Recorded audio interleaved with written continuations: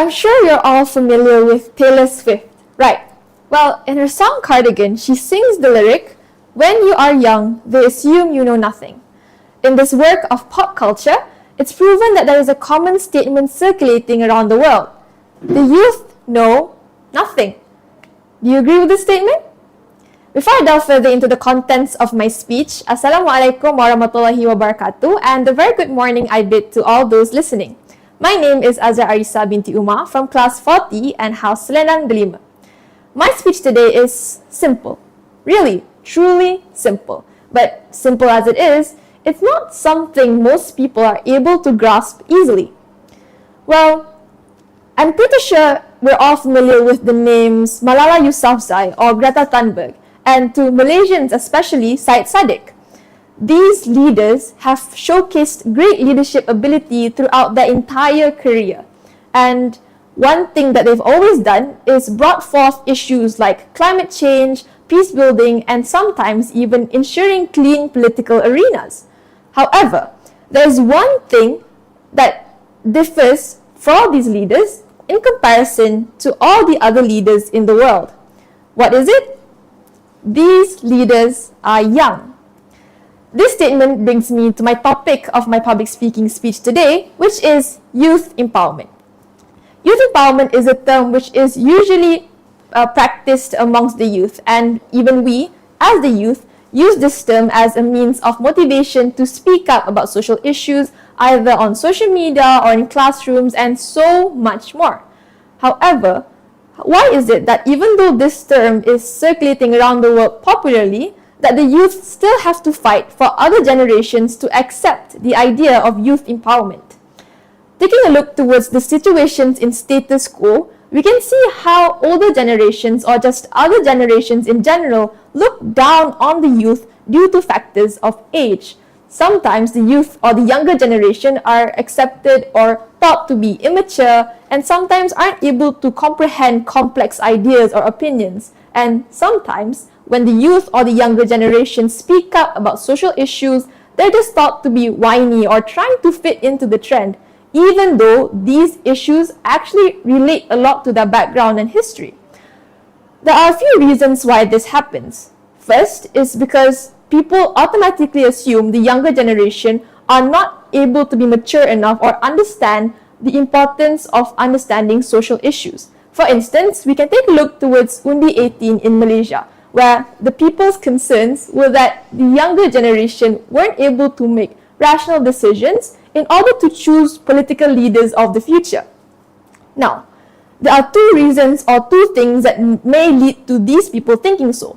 Either number one is that they actually are rooted with a rational, reasonable reason as to why they think the younger generation are not able to understand important things, or second is that they are just extremely biased towards the younger generation.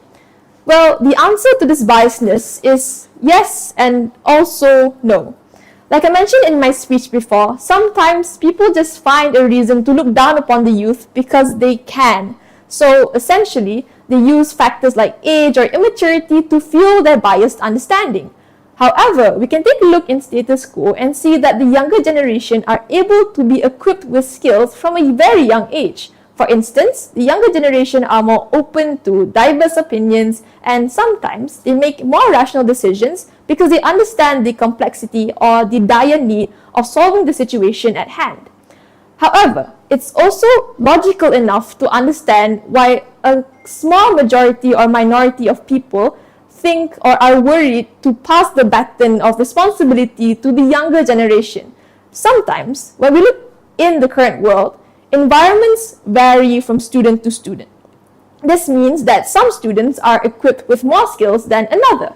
For example, education or schools in general, sometimes certain schools have more programs which encourage empowerment, but taking a look towards other schools, they may not have as much programs as the schools around them. Thus, this will lead to a differ in terms of the development of these students from different schools, ultimately leading to an imbalance of the quality of the younger generation. Taking all of what I've said into consideration, there is only one conclusion that we can make. There is so much importance of ensuring the younger generation and other generations too in the process are aware of why youth empowerment holds so much value.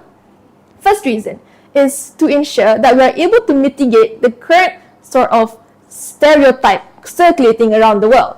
Sometimes, due to the idea that the youth are too young to understand certain things, people automatically assume that the youth cannot be good leaders. With the awareness that youth empowerment is important, only then are we able to promote programs and activities which will, at the end of the day, aid the development of the students no matter what. And second is to ensure we're able to birth great, wonderful future leaders.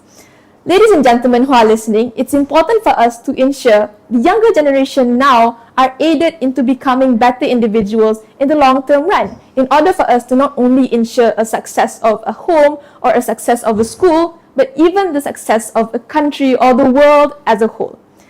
Ladies and gentlemen, once again, an apple doesn't fall far from the tree.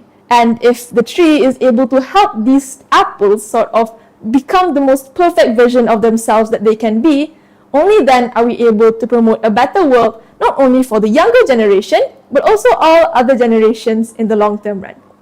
Ladies and gentlemen, with all that I've said before, I think I've already proven how important youth empowerment really is. And hopefully, one day in the future, we'll be seeing more Greta Thunbergs in the making. Thank you very much.